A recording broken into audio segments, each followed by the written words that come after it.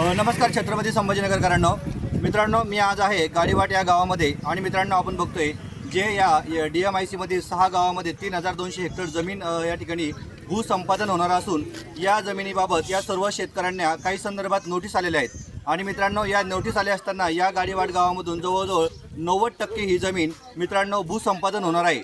मित्रांनो ही जमीन भूसंपादन होत असताना आपण बघतोय छत्रपती संभाजीनगर शहर हे औद्योगिक क्षेत्राकडे खूप मोठ्या प्रमाणामध्ये विकसित होताना आपल्याला दिसत आहे। पण या पाठीमागे जर आपण बघितलं तर या भागातील शेतकरी भूमिहीन होताना देखील आपल्याला दिसत आहे। मित्रांनो या ठिकाणी या गावातील या परिसरातील सर्व शेतकरी या ठिकाणी जमा झालेले आहेत आणि एकंदरीत त्यांची मागणी काय असणार आहे, त्यांच्या प्रमुख म्हणणं काय असणार आहे आपण या व्हिडिओच्या माध्यमातून आपल्या शासनापर्यंत पोहोचवणार आहे। त्यापूर्वी मित्रांनो मी आपल्या सर्वांना विनंती करतो, आपण नवीन असाल तर पेजला फॉलो करून घ्या, सबस्क्राईब करून घ्या आणि प्रत्येक शेतकऱ्यांपर्यंत आणि शासनापर्यंत हा व्हिडिओ शेअर करायला विसरू नका। तर मित्रांनो चला जाणून घेऊयात की आपण या शेतकऱ्यांच्या एकंदरीत भावना काय आहे। तर मित्रांनो आपल्यासोबत जे शेतकरी आहेत त्यांच्याकडे एकदा जाणून घेऊयात आपण त्यांचे एकदा प्रश्न काय आहेत। भाऊ तुमचं नाव सांगा अगोदर काय आहे? माझं नाव बाळासाहेब परमेश्वर कोळगे आणि मी गाडीवाटचा भूमिपुत्र आहे। बरं, तर मला तुम्ही सांगा तुम्ही आणि तुमचे गावकरी या भूमी म्हणजे भूसंपादनाला एकंदरीत तुमचा विरोध कशामुळे आहे? आमचा विरोध यासाठी आहे की या शासनानं दडपशाही सुरू केलेली, हुकुमशाही सुरू केलेली या परिसरातल्या गाडीवाट, घारदोन, निलजगाव, घारदोन, तांडा, खोडेगाव या कुठल्याही गावातील शेतकऱ्यांसोबत या सरकारनं चर्चा केलेली नाही, आम्हाला विश्वासात घेतलेलं नाही, म्हणून आमचा रोष या सरकार विरोधात आहे आणि या प्रशासनाविरोधामध्ये आहे। बरं, अगदी बरोबर, तुमचं म्हणणं अगदी बरोबर आहे। दुसरा प्रश्न तुमच्यासाठी असा आहे, तुमच्यासाठी जमीन आवश्यक आहे की DMICचा जो प्रकल्प आपल्या भागात येतोय तो महत्त्वाचा असणार आहे? बघा, भारत हा कृषीप्रधान देश आहे आणि या देशामध्ये कृषीला प्राधान्य आहे। शासनाच्या कुठल्याही यंत्रणेने या भागात यायचं, ही जमीन सुपीक आहे, आमच्या वाडवडिलांची जमीन आहे आणि या जमिनीशी आमचं भावनिक नातं आहे। 1 इंच सुद्धा जमीन आम्ही या प्रशासनाला देणार नाही।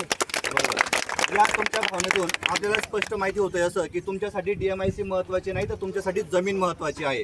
त्यात तुमच्यासाठी तिसरा एक प्रश्न, तुमच्या मते प्रशासनाने शेतकऱ्याशी चर्चा न करता हा निर्णय जाहीर केलेला आहे का? अगदी बरोबर आहे। आमच्या सोबत शेतकऱ्यांसोबत तुम्ही आता इथे सगळे शेतकरी जमलेले आहे, कुठल्याही शेतकऱ्याकडे कुठलाही अधिकारी आमच्यापर्यंत आला नाही, आम्हाला त्याने आमच्यासोबत चर्चा केलेली नाहीये आणि त्यानं कुठलीही आम्हाला प्रशासनाने विश्वासात घेतलेली नाहीये। यामुळे आमचा सगळा रोष महाराष्ट्र शासनावर या ठिकाणी आहे।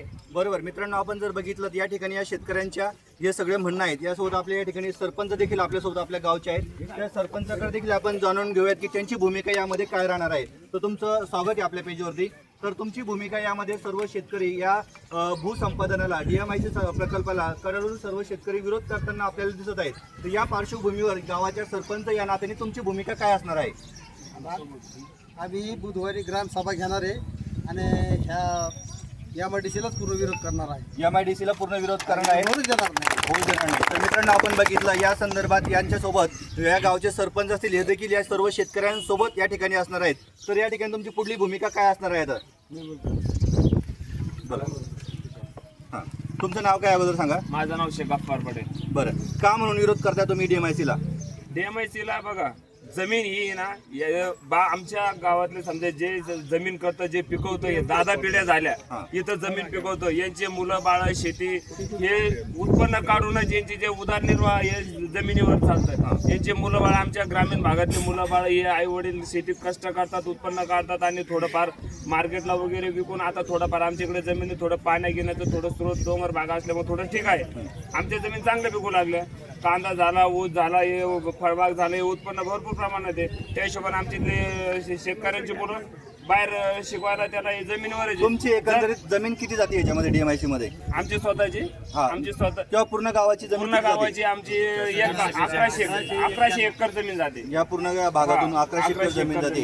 तर ही सर्व जमीन गेल्याच्या नंतर तुम्हाला क्षेत्र खाली उरत नाही असं तुमचं म्हणणं आहे का? अजिबात नाही, आम्ही काय पिकवायचं काय खायचं? बरोबर आहे। ही जर सर्व जमीन जर गेली तर तुम्हाला इथून स्थलांतर व्हावं लागेल? 100%। आमचं एकच म्हणणं आहे का हे जर गव्हर्नमेंटला सरकारला जर आमची जमीन घ्यायची होती तर आम्हाला याच्या पहिले कल्पना नाही, काही नाही, काहीच नाही आणि डायरेक्ट तुम्ही आमच्या जमिनीचं डायरेक्ट गाठाचे तुम्ही नोटिसा प्रदर्शित केल्या। जर सरकारला आमचं एकच म्हणणं आहे, जर तुम्हाला आमच्या जमिनी घ्यायची असत आम्ही तर 1 इंच सुद्धा जमीन देणार नाही, पण घ्यायची असत आमच्या सोबत येऊन बैठक करावी, आम्ही भाडे तत्वावर त्यांना जमीन देऊ, नाहीतर त्यांना जे कंपन्या बनवायच्या आहे त्या कंपन्यात काहीतरी पर्सेंटेजमध्ये आम्हाला पारदर्शक त्यांनी करावं। तेव्हाच आम्ही त्यांना पुढचा विषय सांगू, चर्चेसाठी आम्ही बसू.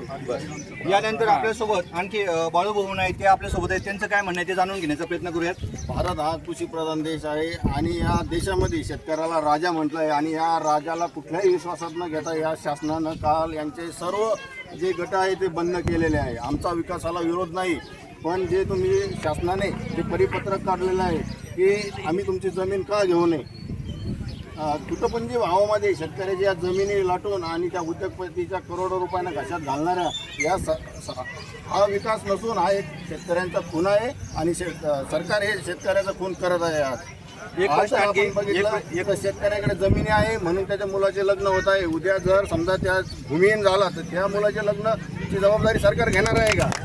त्याच्या भविष्याचा सरकार विचार करणार आहे का? त्याच्या कुटुंबाचा सरकार विचार करणार आहे का? कुठलाही कायदेशीर शेतकऱ्यांना कुठलाही कायदेशीर हे न करता शासनाने जे कालचा निर्णय घेतलेला हा चुकीचा आहे आणि आम्ही सर्व शेतकरी आज या ठिकाणी त्या परिपत्रकाची आम्ही होळी करत आहोत. बरं, एक छोटासा प्रश्न, जर प्रशासन तुमच्यासोबत चर्चेला तयार असेल तर तुम्ही DMIC ला जागा देण्यासाठी तयार आहात का? शेतकरी एकजुटीचा शेतकरी एकजुटीचा जय जवान, जय किसान, जय जवान, जय किसान. तर मित्रांनो, आपण बघितलं या ठिकाणी प्रशासनाने महाराष्ट्र सरकार, हाय हाय, महाराष्ट्र सरकार. तर मित्रांनो, ह्या होत्या एकंदरीत या ठिकाणच्या सर्व भागातील शेतकऱ्यांच्या भेटत अशाच वेगवेगळ्या माहितीसोबत वेगवेगळ्या व्हिडिओमध्ये. धन्यवाद.